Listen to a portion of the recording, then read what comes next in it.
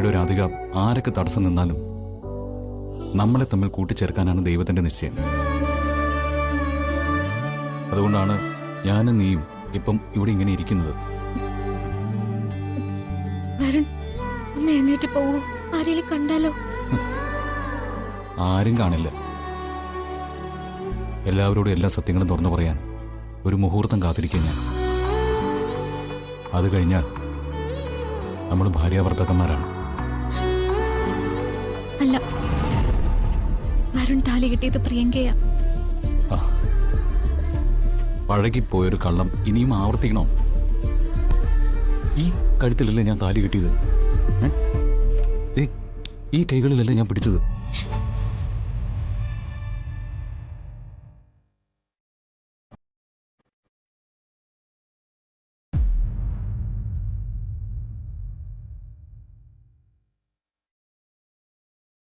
അവളെന്റെ അനിയത്തി. അവളുടെ ജീവിതം എനിക്ക് പ്രധാനപ്പെട്ടതാ. അവൾക്ക് എന്റെ ഭാര്യ പദവി ആവശ്യമില്ല.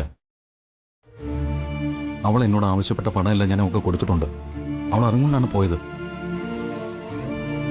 അവൾ ഇപ്പൊ തിരിച്ചു വന്നിരിക്കുന്നത് കൂടുതൽ വിലപേശലിനാണ്. ഇനി അവൾ എത്ര ചോദിച്ചാലും അത് ഞാൻ അവൾക്ക് കൊടുത്തിരിക്കും. കാരണം അത് നമ്മൾ ഒരുമിക്കുന്നതിനുള്ള പ്രതിഫലമാണ്. ഞാനിവിടെ നിൽക്കാൻ പാടില്ലായിരുന്നു. എടോ, തന്റെ ജീവിതത്തിലെല്ലാം തീരുമാനിക്കുന്നത് ഭഗവാൻ കൃഷ്ണനല്ലേ? ഇതും ഭഗവാന്റെ തീരുമാനമല്ലേ?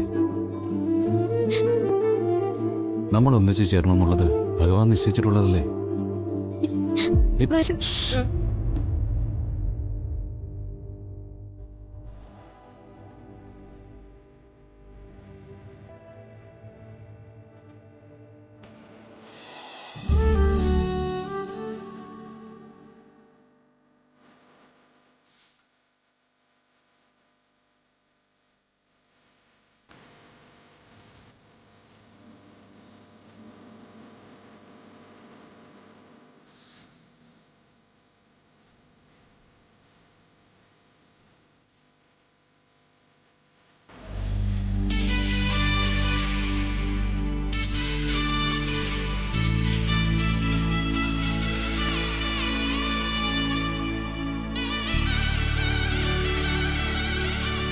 ഈ പാത്രം ആരാ താഴെ വെച്ചത്? പ്രിയങ്ക.